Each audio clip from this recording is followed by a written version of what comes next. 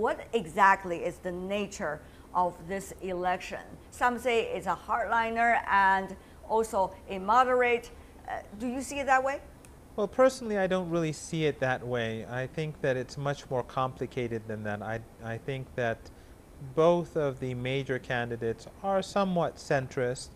The economics of President Rouhani are liberalism, liberal capitalism to a degree.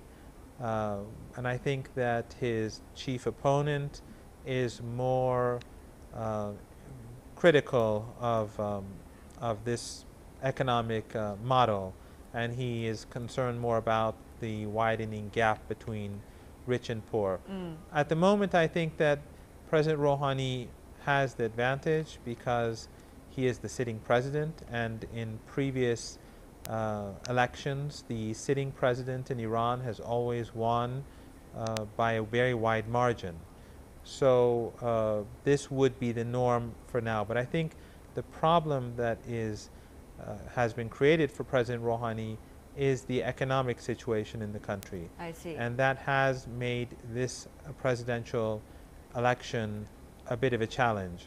So he has the advantage as the sitting president. He leads the bureaucracy in the country, but he does face a challenge. Well, so we'll have to see what happens. Mr. Shakdam, you just came back from Iran. You also talked to some of the people campaigning for both sides. What is your sense? What is the nature of this election?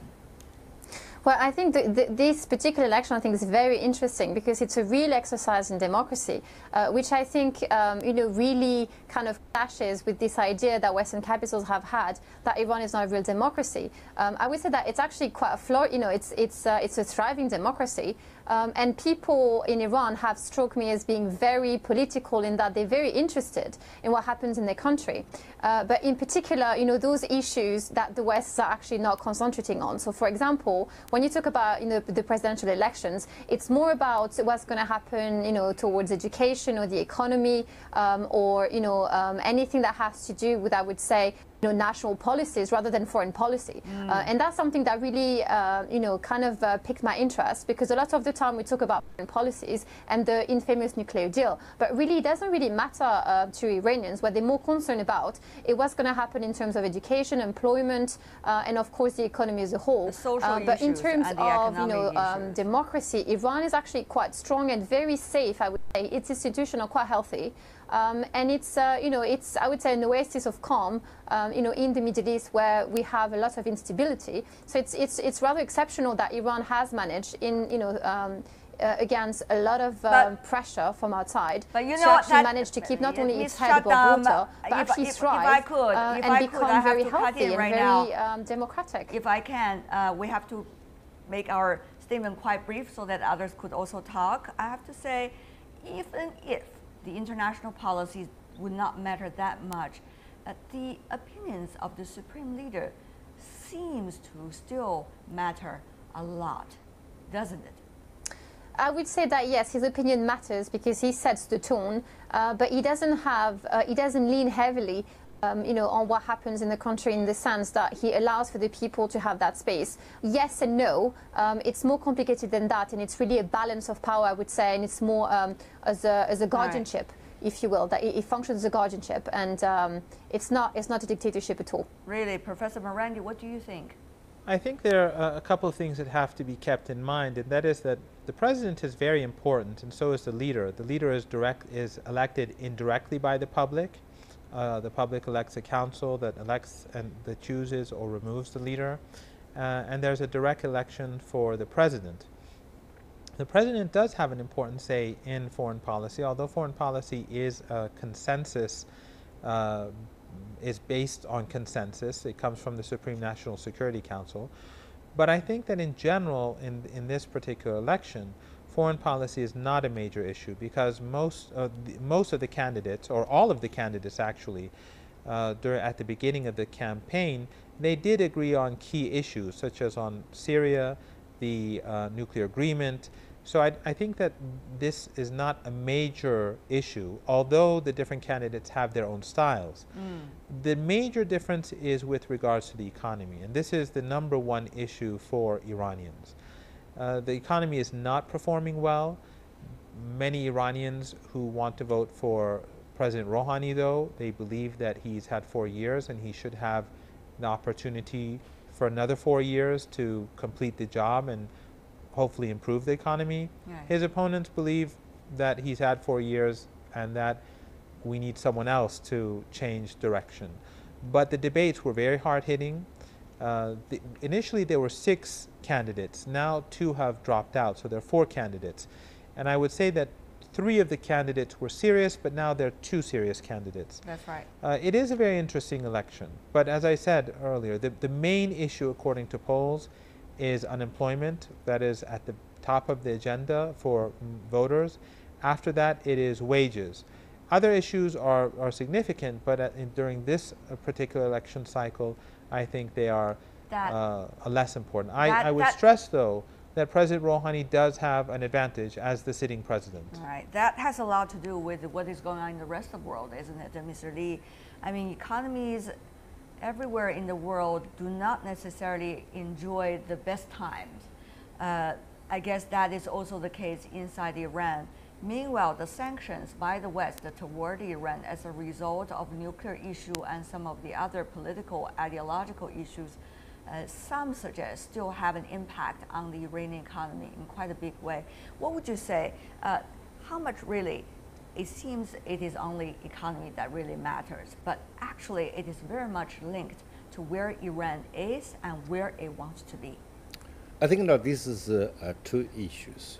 And first, I think for the people, they would very much to have someone with, bring Iran to more free, and especially to, in the household to be more, to improve their daily life. And because, as our, Iranian friends said that, it seems that, the people believe that during the last 4 years, and the Rouhani did not do very well to improve their lives. As for the direction and the next 4 years, Iranian move ahead. I think so far I think the hardliners we so called or the sitting president, they are to some extent in very common in one way or another. What do you mean? For example, though these opponents against the Rouhani, the president, had sort of negotiated with this nuclear deal. They said the deal is not good enough for the Iranians, but at the same time they promised they will keep the agreements, and they would like to also to develop a sort of good relations with the rest of the world. The only difference is how the attitudes, what kind of the foreign policies they would adopt with regard to, for example, the countries like the Americans, the countries like the immediate neighbors. Well, of course, those are the things that really matters, right? Every government wants to develop good relations with the others, but it really depends on what they want to do by doing to achieve that. Professor Marandi, let me ask you about that. Now you see President Trump from the United States making the first overseas trip, and that is going to Saudi Arabia. It is no secret Saudi Arabia, Iran have some differences throughout history. And now you also see Syria issue, in which many regard Iranians are playing a ever bigger role for the regional powers. So what do you think about a new presidency once coming into power, the kinds of diplomatic and international work that he has to do? Well, obviously, if it's President Rouhani, we will have a continuation of what we currently have. It's clear, and he has defended his Syrian policy. He supports what Iran is doing in Syria. He's highly critical of what Saudi Arabia is doing in Yemen. In that regard, if his main rival wins the election, which would be somewhat surprising because, as I said, this is a sitting president we're talking about. But if his rival is able to win the election, I don't think there will be major changes. I think the problem for him is not the JCPOA. He has said very specifically that he would continue and support it. but that he believes that Iran must be more assertive in putting pressure on the United States to abide by its side of the bargain. He is probably more skeptical about the United States, but I think that all the candidates, and especially the two main candidates, would agree that if the United States makes a move in what Iran sees as the right direction, that Iran would reciprocate. But again, as I was saying earlier, and you raise a very important point, and that the economic situation that is the key issue right now in Iran is something that is ongoing, this debate elsewhere, such as in the elections in England. The issues of the haves and have-nots, and social, and the gap between the rich and poor. These are the key issues that are right now being discussed. But again, as I said, everyone agrees that the economy has a problem, a serious problem. But many believe that President Rouhani has had 4 years and he needs more time. Yeah. And there are those who believe that he's had 4 years and that's enough. That's basically, I think, the most important issue right now. Ms. Shakdam, of course, it's very hard to predict about an election. So I want to ask you, whoever will be the president, even though both of you have already said who is likely to be, has to deal with some of the critical issues Iran is facing. I said earlier about the regional issue, about Syria, about relations with Saudi Arabia, about the relations with Washington, which is still going through its own political turmoil right now. What do you think about the mission of the next Iranian president? Is that going to be opportunity for Iran, a window opportunity that that person has to grasp? Or actually, there is likely to be one crisis after another as a result of all the moving factors? Well, I think regardless of whoever wins, I think that in terms of foreign policy, if the tone might be different, I think that I would say the core ideology and principle would be to defend Iran's sovereignty and, of course, to promote, Iranians' interests. And that's only natural. Iran is, after all, a sovereign state and will, of course, try to project its own interests. That being said, I do think that what we're seeing today is actually there is a shift in the region and in the world in general, where Iran is rising as a superpower. So it's really the case of other countries, other nations in the world to come to terms with it and actually, hang prejudices at the door and try not to let it taint the dialogue, because there is a dialogue currently at play, in between Iran and Western capitals, which is very healthy. So it's really the case. I think it's going to be a different tone depending on who wins, but it's going to be good, and I think it's positive. I mean, progress is definitely on the way. Yeah, but Professor Marandi, it is no secret that President Trump, when he was doing the campaign, of course, you could argue it's a campaigning President Trump and also a governing President Trump is going to be very different, but he did say that the Iranian deal was the worst deal ever, quote. So, is there a danger that the Washington, given its political turmoil right now, scrap off what has been earlier agreed upon? What would that mean for these two candidates and whoever will be the president in the office? Well, it's obviously difficult to predict, but I think that their reaction would probably be similar.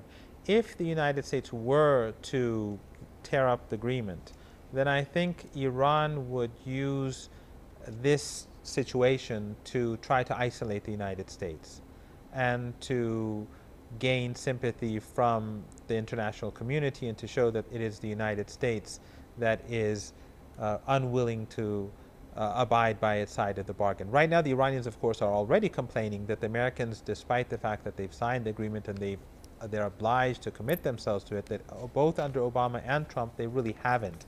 That's what our foreign minister has said. He said that the Americans haven't abided by the spirit or the text of the agreement. But if the Americans officially tear apart the agreement, then I think that changes the situation, and I think it would hurt the United States more than Iran. Personally, I think that both of the candidates would probably have a similar response to the United States if that happened. All right. Mr. Li, it is not just the United States that really matter. For Iran, it is regional countries. It is also Russia. It is also China.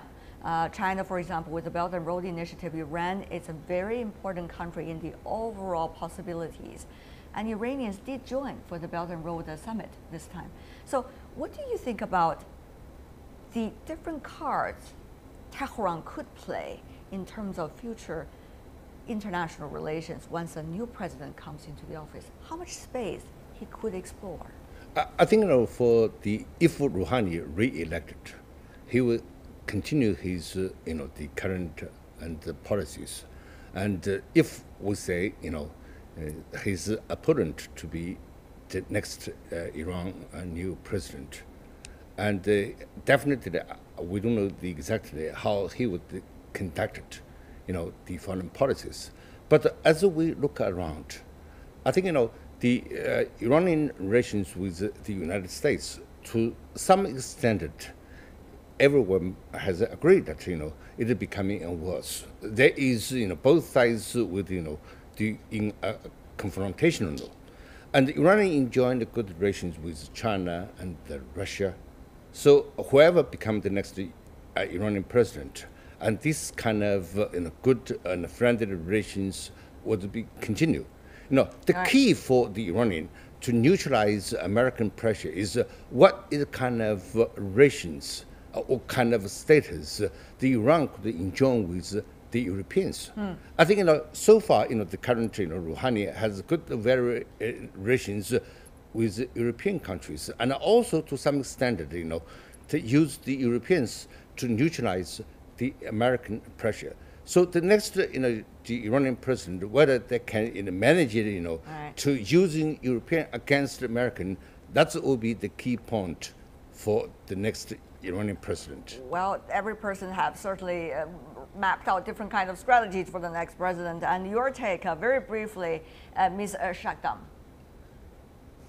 Well, it's. I think that it's good. Like I said before, those elections are very important because the very setup of it and the fact that you have, Sayyid Raisi on one hand and President Rouhani, competing against each other. They are very different people, but at the same time, not why it matters. So it's really going to be about, I would say, an issue of national, policies. This is where it comes down to, which is, again, is very interesting because this is not what the international community is reading into it. And it really goes to show that there's a dichotomy in between what Iran wants and Iranians want and how it's being perceived outside. And I think that, again, it really speaks more about how the international community is reacting to, sovereignty in Iran than it does say about Iranians themselves. They are very concerned about their country, what happens within the country and the economy and progress. They're not so much, the concern about foreign policy is, I would say, minor as far as they're concerned. Yes, indeed. We know that economies really matter in an election, but also it really matters about the cards the future president, whoever that is, can play in terms of international policy.